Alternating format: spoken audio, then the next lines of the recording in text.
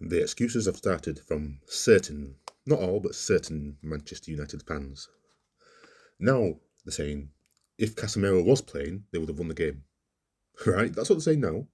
But before the game, they said, we beat them without Casemiro the first time. We can do it again. Right? That's what they were saying before. And before that, they were saying, if we beat Crystal Palace, then we beat Arsenal, then we go 3 points within 3 points of Arsenal. Didn't work out that way, did it? Your star player made the most reckless challenge he'll ever make this season, right? Sent off. Therefore, you didn't have your star player, Casemiro. So, are Manchester United fans seriously blaming Casemiro for losing? That's what you have to do now. If you're saying you would have won without Casemiro, that means it's Casemiro's fault. You have lost 3 points. And you lost against one of your biggest rivals, Arsenal. It's his fault then. Because there's no two ways about it if that's the way you're going on. Because I just watched a video, Rants and Bands, and he was proper salty.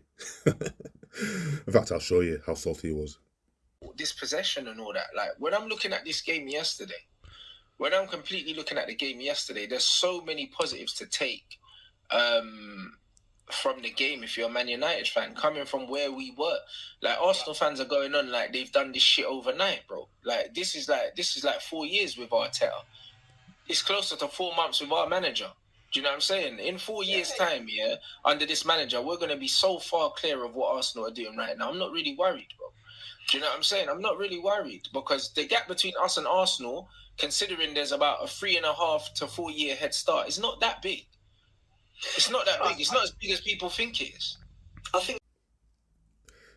So you see, Rance, he lives in London, right? He's a South Londoner. So he's London through and through, right? So, and he's a Manchester United fan living in London. So against Arsenal, that's a derby game. That's a derby to him, right? And to every Man United fan that lives anywhere near London, it's a derby game.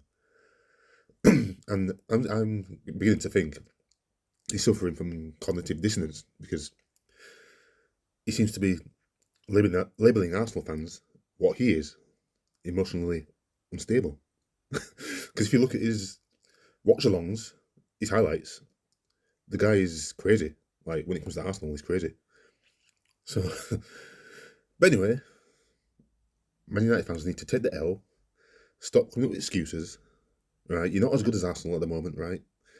You spent loads of money since Fergie left. No, not since Ten Hag, right? Because Ten Hag was just a manager, yeah? He's only a human being. You've been trying to develop a team for the last 10 years.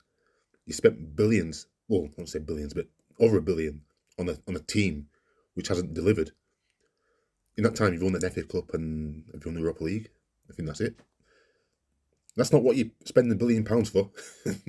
You spend it to win the Premiership and the Champions League. Now, if Arsenal win the Premiership before you, which is what you're dreading, this is why you get loads of salty fans. Because Arsenal haven't spent anywhere near the money that you have. Yeah, they spent money, but nowhere near what you have. And yet they could win their first title in 19 years, whereas you'll win nothing, probably.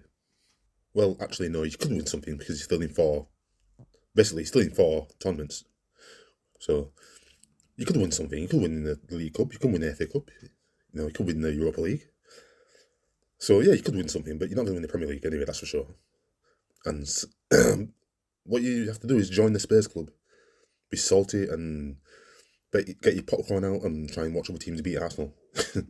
Arsenal will drop points, yes. So will other teams as well, including Man City. So, let's just see what will happen. In 4 years' time, yeah, under this manager, we're going to be so far clear of what Arsenal are doing right now. I'm not really worried. You shut up!